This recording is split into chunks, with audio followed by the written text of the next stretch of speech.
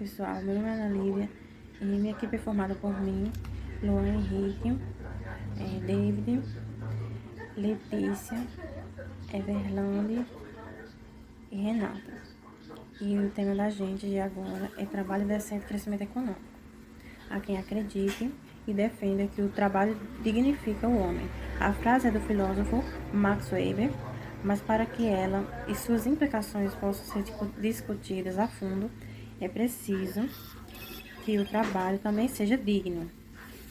Foi pensando na importância do trabalho para o desenvolvimento sustentável que os países signatários das Nações Unidas definiram como o oitavo objetivo do desenvolvimento sustentável, a ser alcançado até 2030, do trabalho decente e crescimento econômico. Mas o que é trabalho decente?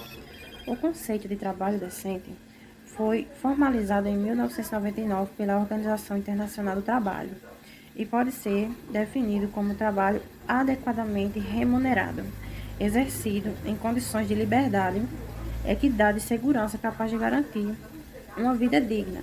Assim, o trabalho decente é considerado fundamental para a superação da pobreza, redução das desigualdades sociais, garantia da governabilidade democrática e o desenvolvimento sustentável.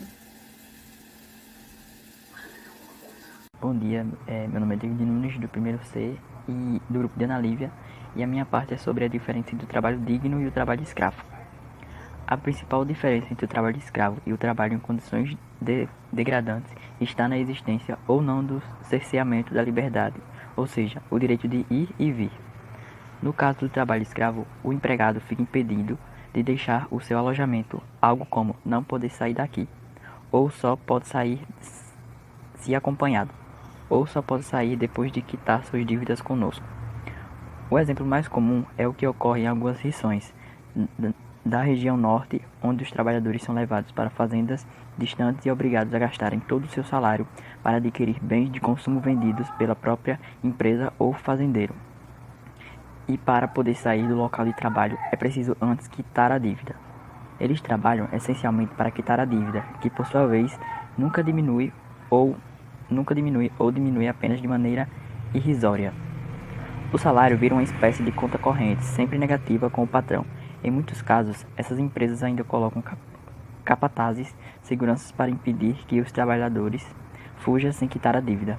Nesses casos, a redução do trabalhador à condição análoga à de um escravo vira crime. Código Penal, artigo 149. Alguns dos desafios da economia: o que, quando, como e para quem produzir. A cada momento, novos desafios e problemas para o mundo da economia vêm surgindo.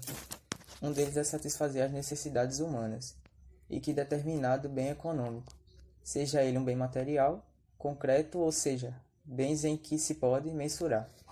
Dá características, exemplo, uma casa ou um bem imaterial, abstrato, ou seja, bens em forma de serviços, exemplos, a consulta do médico com o seu paciente, o ensino da professora, os serviços bancários e dos correios, possa ter repercussão no mercado, e através dessas necessidades humanas que a economia entra em campo para responder às indagações seguintes: o que, quando, como e para quem produzir.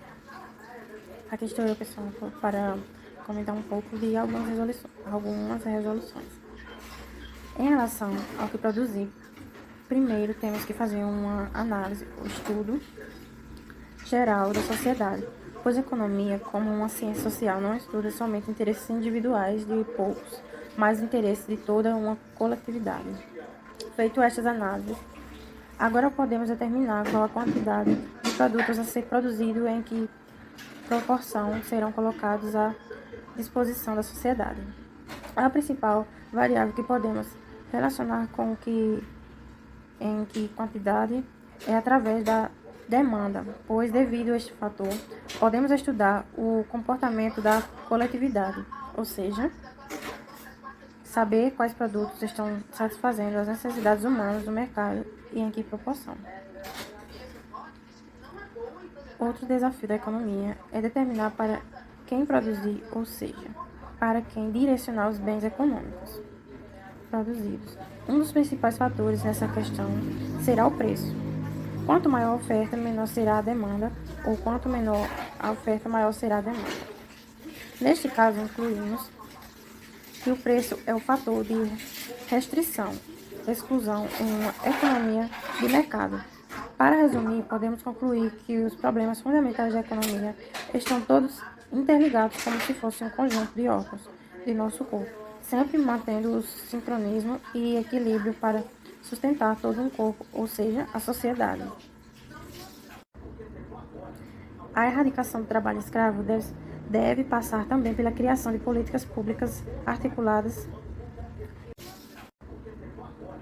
A erradicação do trabalho escravo deve passar também pela criação de políticas públicas articuladas que contemplem a assistência à vítima e a prevenção ao problema, de forma que os trabalhadores possam se desvincular da situação de exploração a qual estão ou possam estar submetidos.